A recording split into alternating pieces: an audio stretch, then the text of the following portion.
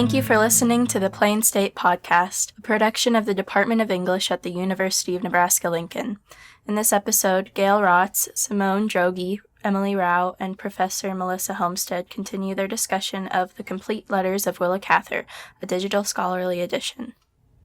So, Emily, during your explanation of your first letter encounter, you mentioned Opine Beers and Big Willa disapproving of the event. This kind of ties back in. I'm curious if you could tell us a little bit more about what else the Willa Cather Archive does and stuff like that. Yeah. So, in recent years, we've kind of started doing some public outreach and public humanities work, as we're calling it.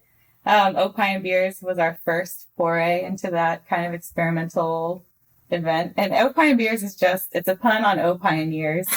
We go to a local brewery and eat some form of pie, whether it's dessert pie or savory pies or quiches, pie broadly construed. And we just celebrate the life and work of Willa Cather. It's usually right at the end of the fall semester before the holidays. So it's a nice kind of gathering.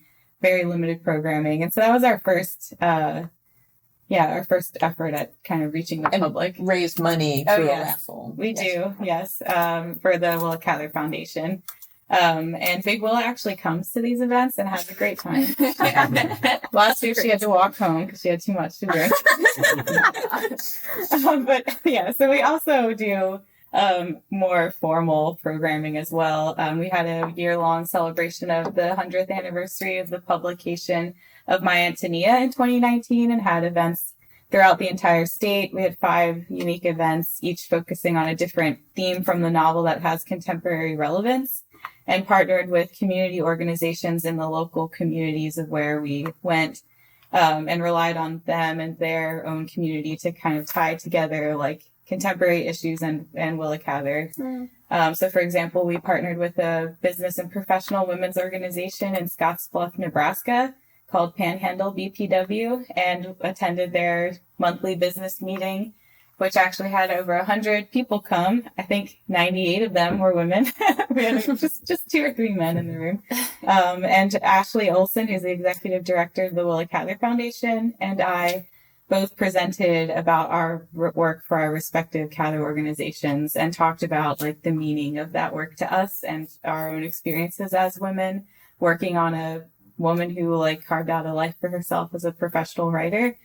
And so we do some of that. And there's also a monthly book club right now in the community. It's called Second Drafts because we use a lending library that's in a local brewery. And like I said, it's a brewery, so there's also draft beer available.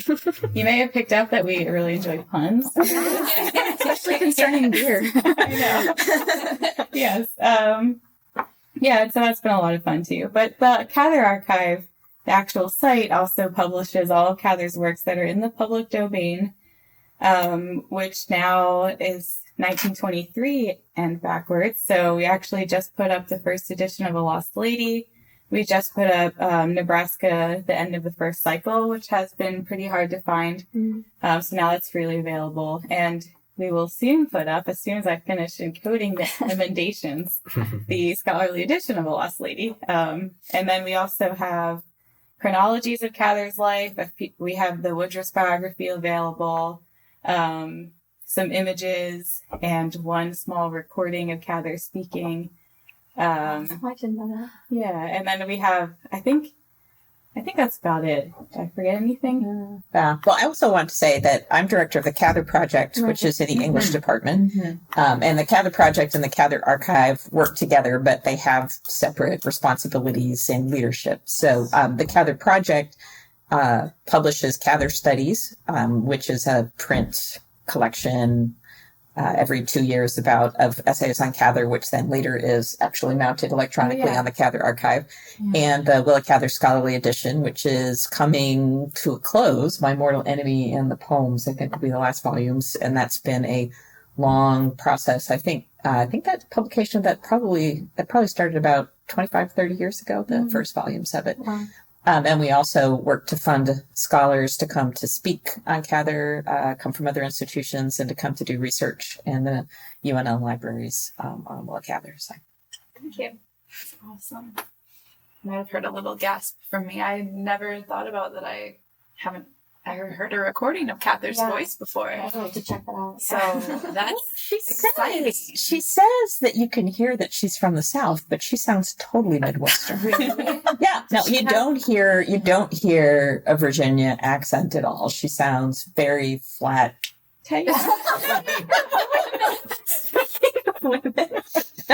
All right. So you're both scholars who look at literary history and criticism from a feminist perspective. How do you think that this informs your work on the Complete Letters Project? Sure. Do you want to go first? Okay. So from the very beginning, when we were trying to set policy, and because of my research and experiences trying to find women, trying to find records of them can be just very difficult, especially because of the convention of women taking their husbands' names when they marry.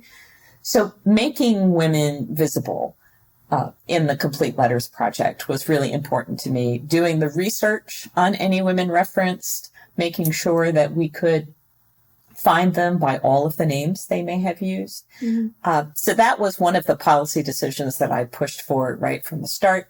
And I also decreed that no bio annotation would ever say she never married.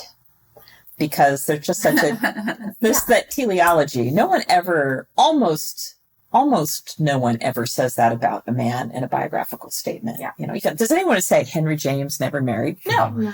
That's not why he's important. Right. So I just decreed we would never say that. If someone married and we know it and we think we should put it in the bio annotation, then we do. If they didn't marry, you just don't say anything about it because that's not the way that life should work.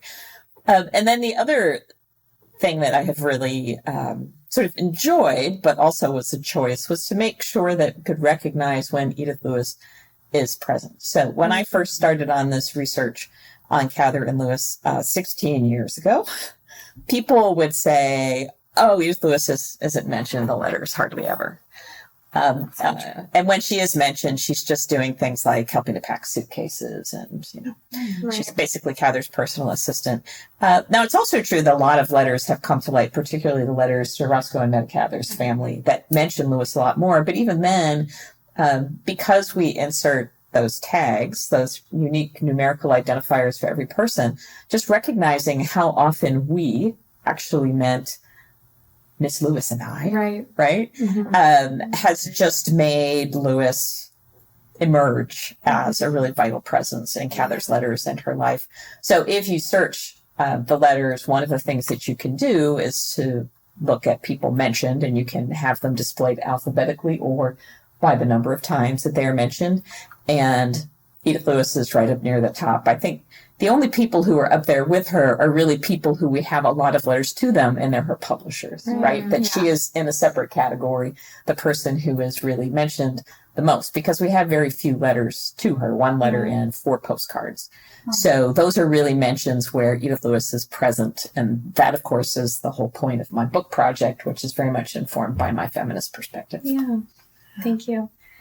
Yeah. And then I think the only thing I would add to that is also in the bio annotations, we made it a point to give everyone like a very brief kind of title of who they were. And they're never wife of so-and-so. Sometimes they kind of have to be because there's really no other context, but we do everything we can to not have that be the only thing that's important about someone. Yeah. And I think the other, I agree with everything Melissa said, and we did work hard to disambiguate the pronouns so that the data set will be usable for text analysis in the future, which I could speak a little bit about that later. But the other thing I'll say is I think the way that we've sort of really thought about and intentionally structured the project team, and also how we give credit to the team, I think is a feminist, or at least rooted in feminist notions. And the fact that if you look at how we ask people to cite the complete letters, it's done by the Cather archive team rather than mentioning just Andy, because it's recognizing that a lot of the labor is done by actually a lot of women. Yes. And also a lot of different types of labor goes into it. That's also very important. And the edition couldn't exist without it. And so like students and staff and faculty and other researchers. And So Yeah, I know that a big part of why I have enjoyed working here is that I feel that my voice is valued, and it's just been a really good experience, and I think that that definitely is rooted in like feminist notions. So thank you for saying that, and thank you for making that environment possible. So what do you both find the most rewarding about working on the project, and what motivates you to keep like working on it? Because it is kind of a long, drawn-out process. Yeah. So. I think, like, now I'm very invested in it and very invested in Cather and in continuing to put her into the public light, even if it's against her will. But so, like, I've noticed even when I'm proofreading transcriptions, which can be pretty dull work, I still, like, get sucked into what the letters themselves are saying and the language of them and the picture of Cather and her life that emerges from them as a woman very rooted in a variety of communities who has just like a very interesting perspective. And I haven't spent a lot of time reading authors' correspondence or anyone's except my own. But it just seems like such a unique body of material, and it's just so worth it to me to keep kind of plugging away at those letters. I think I actually go in a different direction, which is the weird things along the way are the ones that keep me engaged. I have read and worked with a lot of authors' correspondence because I work a lot on authorship history, book history, publishing history. So for me, the things that somehow become the most interesting are the things that are not the main part of the correspondence. In fact, if Cather is trying to persuade anyone of anything, I am less likely to believe her than if she mentions something. This is really my whole theory of archives and reading correspondence, is that the fact dropped along the way is more reliable than something that she's trying to sell, right? A perspective, right down to the things where she says, I just came back from Europe. Yeah. It's like, no, you didn't. The last time you went to Europe was 1935. This letter's 1937. No, you did not just come back from Europe. And I think, too, there just have been other things that have really, I think even though I read a lot of letters and transcribed them and have them in my own research database, the existence of the complete letters and the ways of interacting with it have enabled me to do things in my writing also that I would not have been able to do otherwise. And so I have just really felt motivated to keep the project moving along because I need to use it. Right. So, Yeah. And I think that the tidbits that you learn are awesome. And Andy and I actually have, I think 3 times now at the Cather International Seminar, organized Cather Trivia, as you know, because you all won this year. Against all odds. And, like, I remember the first time we did it, my favorite thing, people like to ask, like, what have you learned from the letters? And my favorite tidbit to give is that Cather's favorite whiskey is Johnny Walker Black Label, which I had once, and it's quite good. But apparently all we talk about is drinking. But, I don't know. Yeah. But anyway. and she never writes about beer, though. Yeah. And No then beer. it's also, you can use it to write out birthday cards when people turn 21, for instance, and say things like, champagne cocktails are the best way to start a party, which is a Cather letter quote. I really appreciated that. Yeah, I like sending weird quotes to Emily to put on our Twitter account at Hastily Cather. Yeah. Follow Hastily Cather. It's great. Hashtag wild for Willa. Yeah. Hashtag Big Willa. I must say that I've also enjoyed, if Cather doesn't like something, I enjoy going off and reading it sometimes. That's been fun. Or just the weird things that she mentions. So you're going to roast it with her? No, actually, I assume that I'll probably like it. Really? Oh. Yeah, because her tastes were very snobbish, and I actually like some of the stuff that she's quite dismissive of. So Yeah. She does also have some great insults, so. That's what, I'm in a Willa Cather class with Dr. Andy Jewell, who is the editor of this project, and that's what my final project is going to be on is Willa Cather Rose. Oh, yeah. That's awesome. I know, like from her early journalism career. What was that one I and sent you? There was a really good one. I don't have it. I wouldn't have it on me, but Yeah. Anyway, you'll find a lot of them in her letters. they're great. It's Yeah. amazing. So this question might be specifically for Emily. How would you say this project fits under the umbrella of digital humanities work?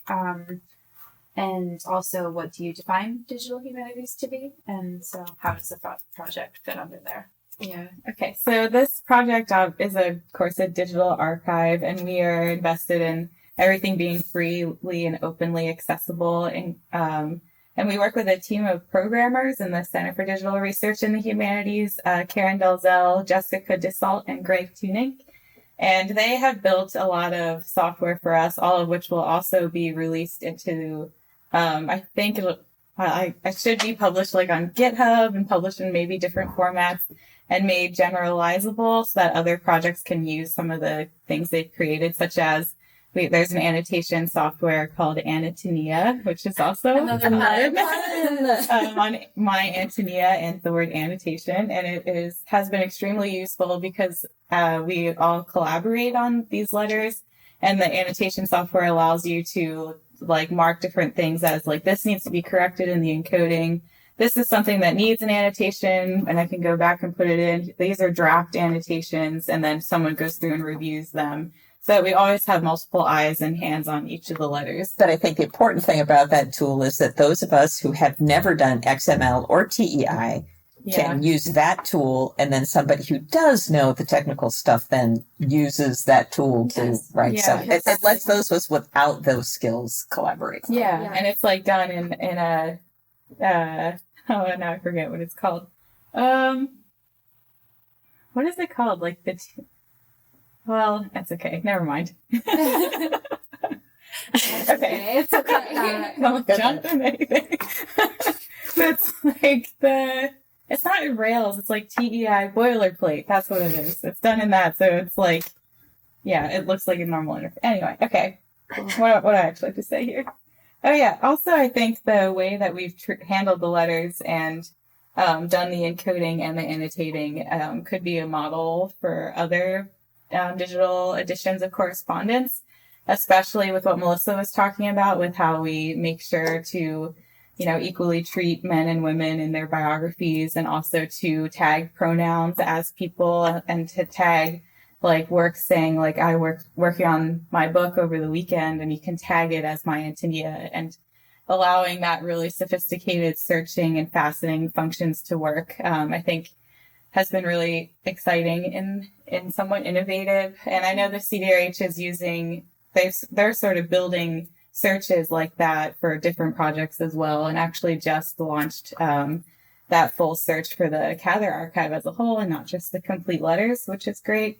And so like the project is a digital project, of course, and a humanities project, of course, as well, but also really contributing to the larger body of what the center is working towards and doing. Yeah. And it's the editorial side of digital humanities more broadly, right? As That's opposed to the computational side. Yeah. So, But we do create the data with computational capabilities in mind, and knowing that we want to create data that can be used in experimental ways to create different visualizations or to do text analysis or to create maps out of the data. And so we're trying to like keep it as easily usable as possible. Mm-hmm. Yeah. Yeah. And on the more practical side of things, what is the current state of the project right now, and what's the next step? I guess, like, when is the complete letters supposed to be done, theoretically? Theoretically. We just finished stage 1, which was 1,516 letters that are now available on the Cather archive. And these letters, it's like about half of all the letters that we know about. We selected them based on the 4 largest repositories that we knew about, although it's kind of gotten a little complicated since we chose them because of a whole lot of them got transferred back from the Nebraska State Historical Society to the Willa Cather Foundation. So you'll see there are 5 repositories now in the published version. But basically, I don't know where. Do you want to pick up? Well, so that made the most sense because some of those collections, like at the Houghton Library, the Houghton Mifflin papers were one of the biggest continuous bodies of correspondence. The Dobkin collection, which has the Alfred Knopf correspondence, the same thing. So you're doing big, dozens, hundreds of letters in sequence. Now, phase 2, and then also big family archives, right? We had the Roscoe and Meta Cather correspondence there. The Helen Cather Southwick collection also has correspondence. The Charles Cather collection, those are all UNL collections. Now it's the smaller ones, right? Which could be single letters, could be some substantial groups. Like the Dorothy Canfield Fisher correspondence is pretty substantial, and that's all at the University of Vermont.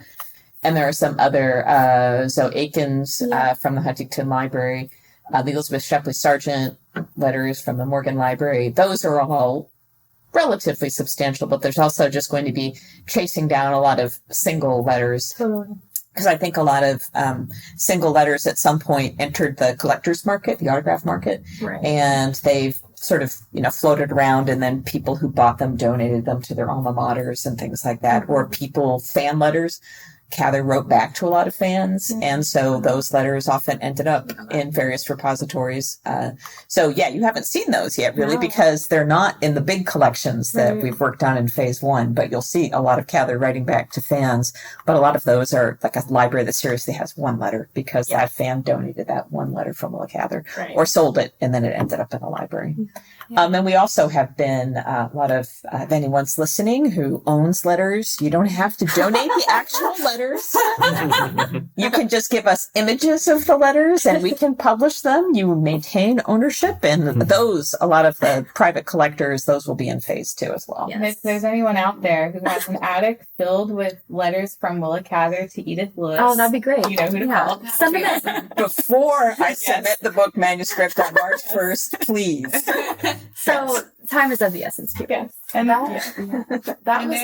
sorry. I was just going to say right now, I checked this morning, and there are 3,203 known letters as of today in the world. So thank you. That was a question that I was going to ask you earlier, Melissa. Are there, Cather likely had obviously more than 5 pieces of correspondence to Edith Lewis in her lifetime. Are there any theories as to what happened to that, or is there a known? I have more than one theory. I think that it is, of course, important to acknowledge that for a long time they lived together. And although they did travel separately, so there would have been correspondence, if somebody's sitting across the room, you don't have to write to them unless, that would just be a strange situation. So they didn't have to write to each other when they were actually living in the same place and there at the same time. I think it is important to know that, there is a presumption that Cather and Lewis destroyed their own correspondence. I have a 30-page essay forthcoming in Tulsa Studies in Women's Literature that explains why I think that isn't true. So probably don't have enough time to say it here. But Edith Lewis died in 1972. Willa Cather died in 1947. And there were many occasions before Lewis's death and after Lewis's death that those letters might have exited their apartment or might have been destroyed by people other than Edith Lewis. Right. And I don't think there's any reason to think that Cather and Lewis burned up their own correspondence as they were corresponding with each other while they were still alive. So it is, I think it is possible. And even those postcards, there were 2 postcards a few years ago. It's up to 4. Those postcards have shown up. How did those postcards get to libraries? How did they enter the collector's market and then end up donated to libraries? So I think it is entirely possible that there's more material out there in private hands. Mm-hmm. And if there is, please help me now. In what ways might the complete letters be used in the future by students or, other people? What do you both see for that? Well, I think one of the things that, even with several published biographies, there has been a somewhat vague, just even sense of exactly where Cather was and when she was there. And I think with the complete letters, we're just going to get a much better sense of where she was and when. And that is just such a baseline for all sorts of critical interpretations and historical thinking about Cather. And so I think that that is one of the most important things. If you're relying on paraphrases in a biography and not getting a really concrete sense, I think you couldn't do that. And so I think that that's just going to have a lot of impact. And I think thinking about Cather's relationships with her publishers, because we have already, those are published pretty robust sets of letters and annotations that tell you about the other side of the correspondence, even though we haven't published the other side of the correspondence. I think that that is going to make people understand the way that Cather engaged with the publishing industry differently. Some of it would seem to confirm what people thought, but I think it also just gives a much richer sense of that. Yeah. Yeah, and I think also, like as I was saying, we created the data thinking about ways that it could be used other than just to publish it. And so we are working right now. We have a project sort of at the beginning stages of being in the works. That's a collaborative project between the Willa Cather Archive and then two scholars in the Cather community, Gabby Kirilov at TCU and Matt Laban at Pitt. And Gabby actually worked for us as a graduate student and now as a tenure track faculty member at TCU, which is awesome. But so this project, the collaborative project, is going to they're going to do some text analysis on the actual data set of the complete letters of Willa Cather, which we should be finished encoding by like a year from now. And so they'll have access to that data. And they have a lot of different ideas. And I think it could go in a lot of different directions based on what they sort of experiment with. But some of the ideas we've been kicking around is like how to represent the gaps in the correspondence. Like how can we create visualizations or do some analysis of like what Edith Lewis in the letters looks like, really. Does the way Cather talk about her change based on the recipient of the letter that she's writing? Also, even looking at just like analyzing the language she's using about different books or to different audiences, and things of that nature, that I think there's a lot there that using these methodologies, we could really start to see things emerging that could be hidden from the way we encounter the letters right now. And the other thing that we have done intentionally with the way we've created the edition is made it so that Cather scholars like Melissa can use the edition to really do a lot of in-depth research and to do these really somewhat sophisticated searches and faceting results so that you can really see, like, I want to see every time she mentioned like this novel to the members of her family, and you can read them all. But we also did it so that anyone can come upon it and come upon a letter on the internet and read it and get a sense of what's going on in that letter. So it's a resource students can use just as easily as like Cather scholars. Yeah. And the come upon function, one of the things is the letter of the day. So if she wrote a letter on this day, you want to see what Willa Cather was writing in any particular year. If she wrote a letter that day, you could just dive in. And there is enough context if you engage with the annotations that you could figure out what that letter is about, which otherwise would be quite difficult to do.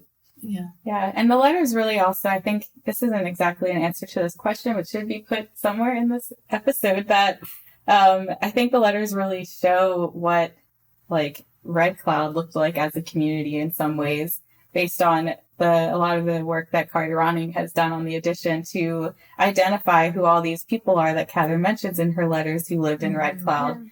And also even just knowing like what the events are that she's referencing. And so Kari's work has been very instrumental in this creation of the edition. And Kari is a research associate professor of English and a longtime editor on the Willa Cather Scholarly Edition, who quite literally knows where the bodies are buried in Red Cloud. All the cemeteries, has read, years ago and continues to read all of the local newspapers and took notes on them. So she just knows all of that part, Cather's Nebraska life. She really knows who all those people are. And now, because she was working on notes for the novels that are set in Nebraska and edited Obscure Destinies, which is 3 stories set there.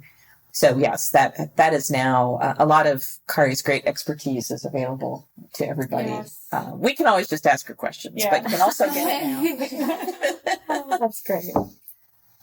Emily, because Melissa mentioned how important place is as far as like literary analysis and things like that of Cather's works, could you talk a little bit more about the Geographic Chronology tool and what that looks like? Sure. So the Geographic Chronology I'm not sure who created it, but someone Andy Joel. Did Well, Andy? he I worked thought with someone- programmers, but it was his. Okay. Yeah. Okay, so sorry. I'll start over. The Geographic Chronology is like a map-based chronology of Cather's life where you can either interact with it by time or by place and kind of see where she was traveling. And the data for that comes from, well, now it's being drawn out of the letters, but before that it was sort of hand compiled. And a lot of it comes from some of it comes from Kari's chronologies that she's created over the years using the newspapers that she found. And then it also just from like other research. So we are in the process of updating it based on the Complete Letters edition now, because we have sort of narrowed down timelines of things and places she actually traveled a little more specifically than they appear there. But it's a useful resource. Mm-hmm. Yeah. It's really useful when I'm encoding. Yeah, I use it all the time. As well as just the chronology of her life also. It's really useful tool on the website as well. So we kind of have aspirations to have a symposium acknowledging the completion of the edition, bringing together scholars who use the letters a lot in their own work, also bringing back everyone who's ever worked on the edition over the years, which there have been a lot of people, and then inviting new members of the public and new Cather scholars or whoever. It's an open event, obviously a public event, really to like celebrate the almost completion as far as we could get to completion of the edition. So I think that'll be an exciting event, and I think it'll be in the summer of 2022. It's still in the very beginning stages, so keep an eye and ear out for that. Yeah, I'm looking forward to attending it, hopefully. Yeah. And if you're interested in visiting the Willa Cather archive for yourself, you can go to cather.unl.edu to explore photos, letters, and stories written by and about Willa Cather. And thank you again. Special thanks to Professor Melissa Homestead, Emily Rao, Simone Drogi, and Gail Rotz. Plain State is produced by Robert Lipscomb. Post-production by Stephen Ramsey. Music by Shadows on a River. Additional background laughter in this episode provided by Jonathan Chang. My name is Fiona Long Bulduck. On behalf of the Department of English at the University of Nebraska-Lincoln, thank you for listening to the Plain State Podcast. Tagline forthcoming.